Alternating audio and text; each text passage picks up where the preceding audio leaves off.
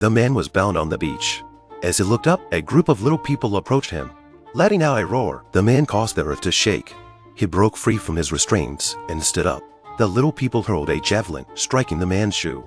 Then they threw hooks and caught onto his pants. With a strong pull, the man fell to the ground, made him unconscious. When he woke up, he found himself transported to the town. They put him into prison. He could only eat straw for sustenance. He was controlled and forced to work. One day, enemies invaded the town, setting fire to the palace. Forced to assist, the man went to the palace. He seized the enemies, saving the princess. Faced with the fire, he took off his pants. The soldier immediately covered the princess's eyes. The man urinated, extinguishing the flames, soaking the king in the process. The princess hugged her father. The king looked at the man and hailed him as a hero.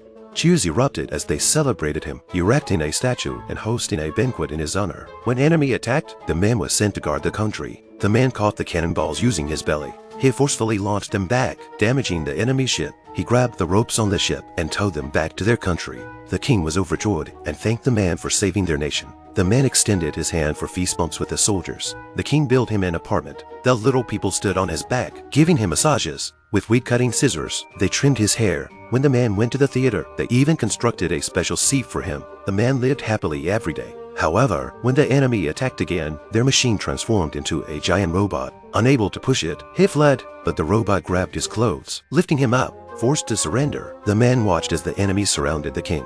In the end, the man was tied to a raft. The enemy cut the rope, allowing him to disappear into the mist. He floated to a new island, freeing himself from the ropes. He looked up, seeing towering buildings. Suddenly, a giant ball came crashing down towards him. The man was wearing a dress. He attempted to turn on the faucet, but no water came out. Suddenly, there was a violent tremor, and a giant girl appeared before him. Terrified, the man screamed as the girl shoved a bottle into his mouth. He struggled. The girl tossed him onto the bed and poked at him, causing discomfort. Then, she lifted his legs and began to jab at him with a safety pin. But thankfully, she only wanted to put a diaper on him. The man was unhappy. He was forced to play house with the girl. He rejected her request. This angered the girl, who grabbed a doll. When she set it down, the doll was missing its head, frightening the man into compliance. He played along with the girl, even kissing the toy boy, too afraid to resist. At night, a man confided in a toy astronaut, only to discover a skeleton beneath the astronaut's suit. Feeling the danger, he returned to the toy bed to contemplate his next move.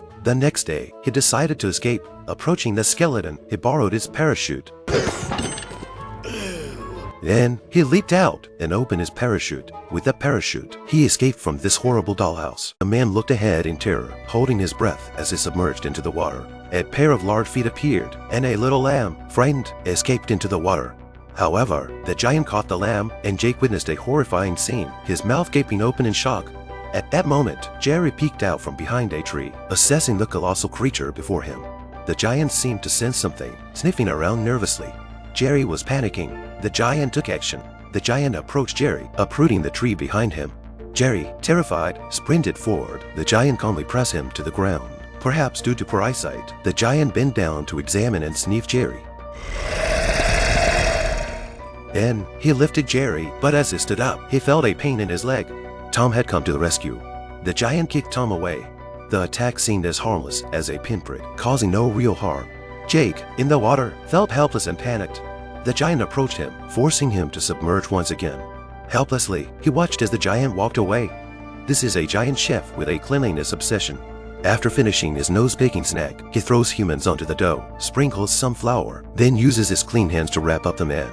Along with the little pigs, ready for cooking, the giant picks up bamboo skewers, and with each plunge, a pig loses its life. He raises the skewer in front of the man. Fortunately not hitting any vital parts, the giant picks up the baking tray and places it in the primitive oven. As the flames roasted, the man's face turns as red as a tomato. Watching his dinner, the giant happily scratches his armpit. It smells good. With meat on the menu, there should also be some vegetables for a balanced diet. The giant picks a handful of vegetables as garnish. He takes up a knife and demonstrates exquisite cutting skills. Then, he takes a woman out of a cage, ignoring her screams, and places her on the cutting board, just as he is about to make his move. He suddenly screams in pain, struggling desperately. In the end, the giant never expected that he would be killed by his own ingredients.